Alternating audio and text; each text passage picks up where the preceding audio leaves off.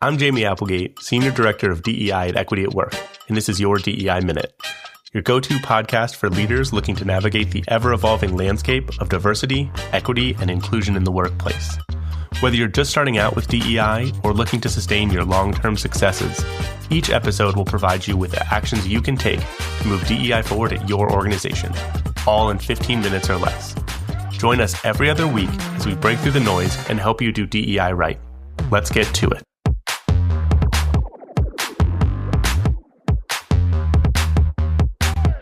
Today I want to talk about analytics and tracking DEI metrics and all things around setting goals and determining success for DEI.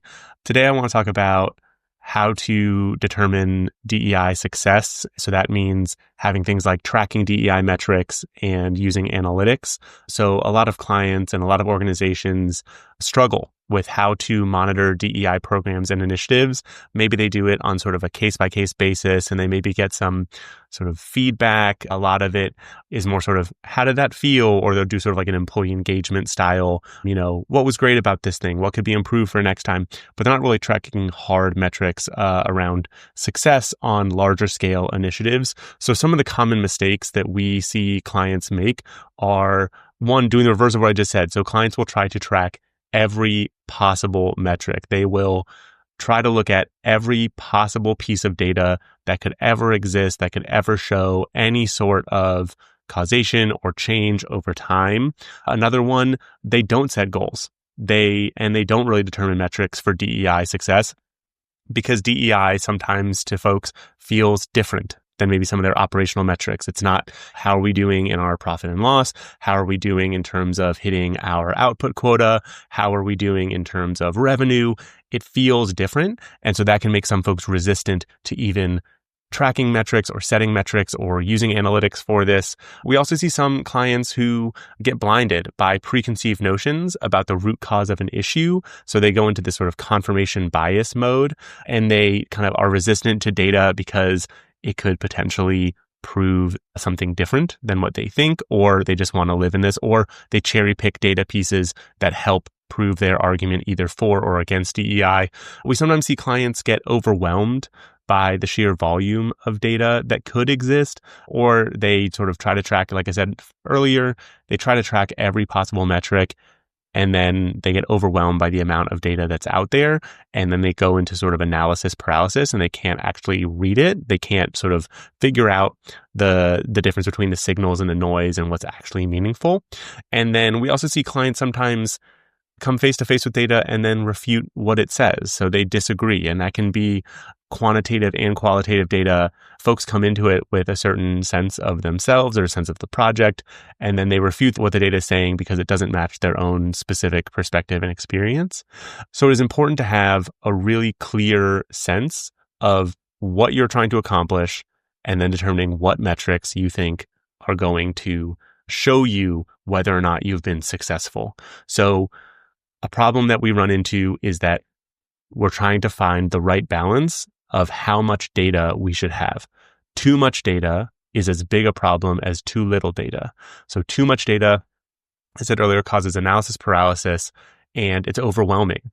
It's also overwhelming from a logistical standpoint of, we then have to track all of those metrics over and over and over and over again. And that becomes an onerous task. And we then lean into, I'm really just doing compliance and tracking, and I'm not actually focused on implementation and impact of specific programs and initiatives. And then too little data means I don't actually have any sense of what's going on.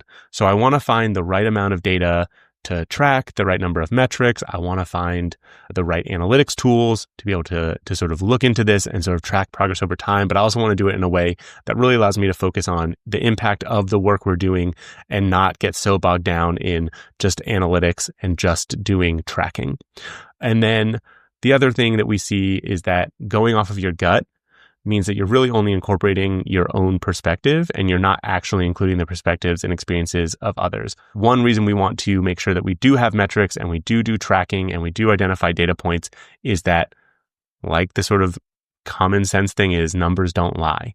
If we determine what we're going to track and what we're looking for over time, then we can grapple with the implications of whatever we see. So if we wildly overachieve, wonderful, we can do cause for celebration and try to figure out what led us to that. And if we don't meet our own expectations, we can figure out what we're doing there. If we just go off sort of our own feeling of the vibe, then we're not really getting a sense of what it is, and we're definitely not including other people's perspectives.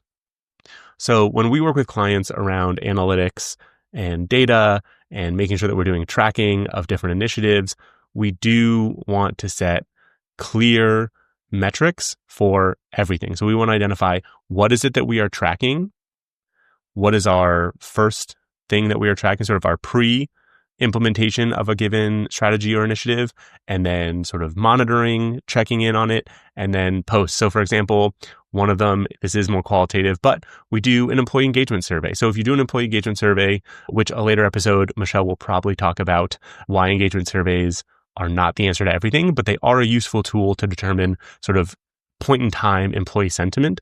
So if we check how they are right now, we can say, okay, they're at this level out of 5 or out of 10 or however you want to do it. Sort of you do net promoter score.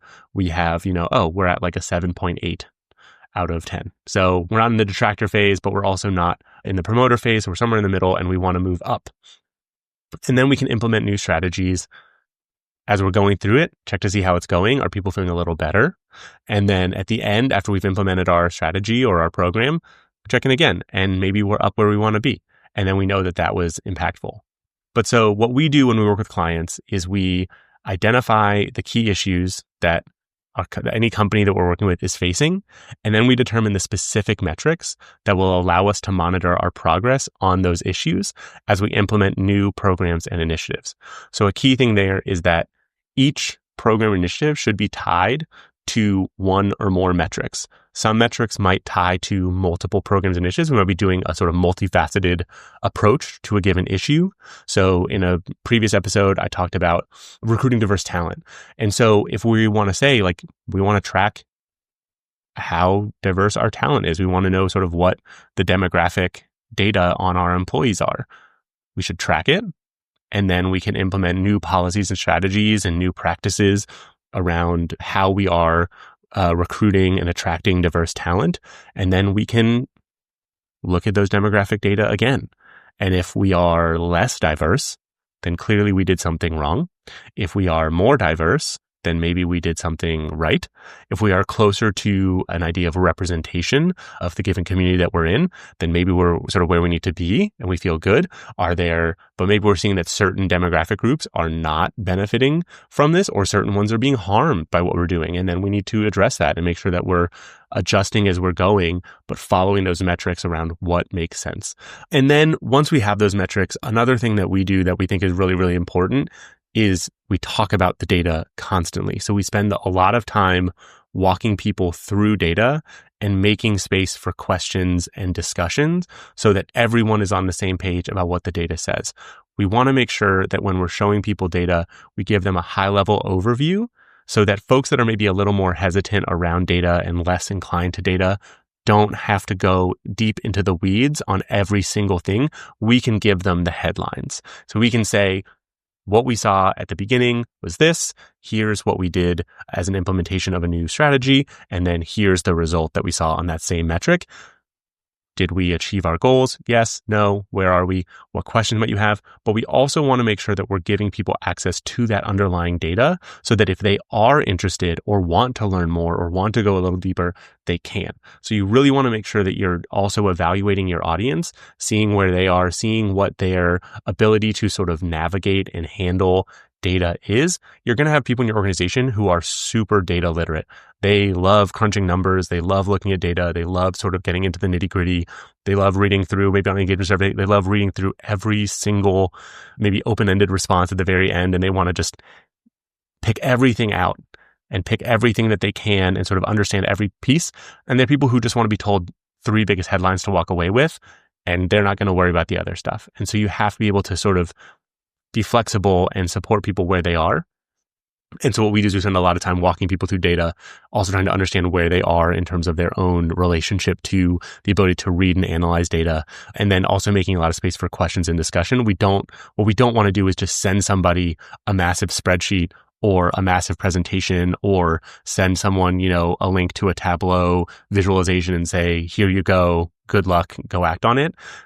Because through those questions and discussions, we can understand where are they still struggling, what points on the data are maybe harder for this organization to sort of grapple with, or this leader is really struggling with this specific piece that needs to be addressed. How do we sort of support them in navigating that and coming to some sort of resolution on how to move forward?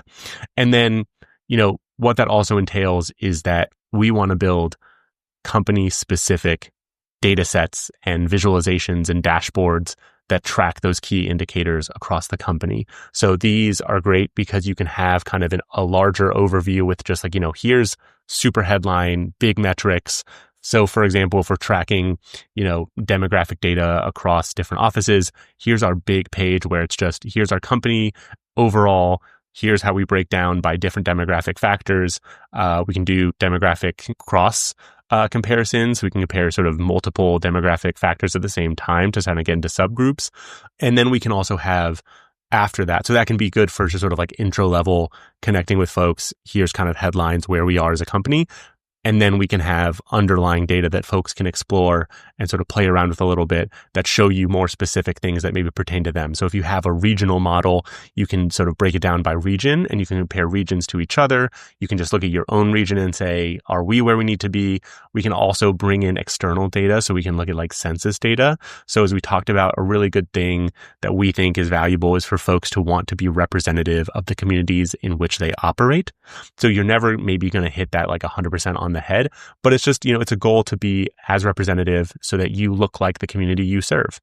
And so what we want to see there is, do we look like it? And if we're way off, if let's say, we are working in a town that is predominantly Latino or Hispanic, but then our company is overwhelmingly white, then we might say to ourselves, what's happening here that we are not bringing people in who are Hispanic from this community into our company?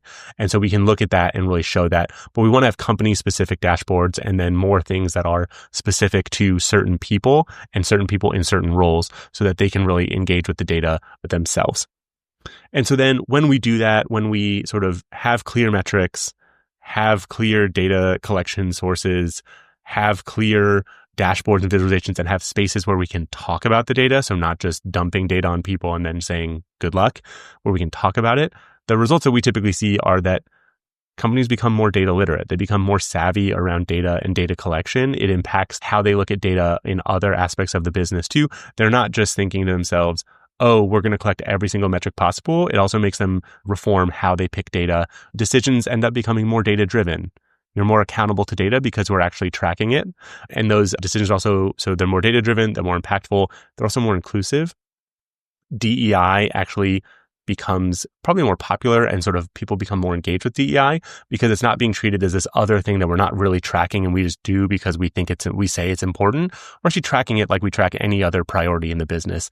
We want to make sure that we are using data to show efficacy or show where we need to make adjustments to our strategy to improve our efficacy, just like we would for any other clear priority for the organization. And finally, what it does is it allows leadership to be more connected and tapped into the organization's well-being and culture. The leadership can actually understand where its people are, how they're feeling, what their experiences, what their needs are over time, because we're giving them clear data around how people are doing, both in DEI and overall culture, which is really critical because leaders can tend to get a little disconnected from their teams. And so making sure that any of our DEI initiatives are really data-driven so that we can see success allows company leaders to be really tapped into what's going on. And so, again, you should have metrics for all of your DEI initiatives. You should track things over time. You should make sure that you're sharing out. You should have clear data collection methods. And then you should absolutely share data and then talk about the data to make sure that everyone is on the same page about what it says. Thanks so much. That's a wrap. I'm Jamey Applegate, and that's your DEI Minute for today. Thank you for listening. Please be sure to follow us wherever you listen to podcasts, and don't forget to leave us a review. If you ever have questions, please visit our website or send us an email. You can also sign up for our newsletter and follow us on LinkedIn, YouTube, Twitter, and Instagram. Links to everything can be found in the episode notes. This episode was edited and produced by Podgrowth with podcast art by me, Jamey Applegate.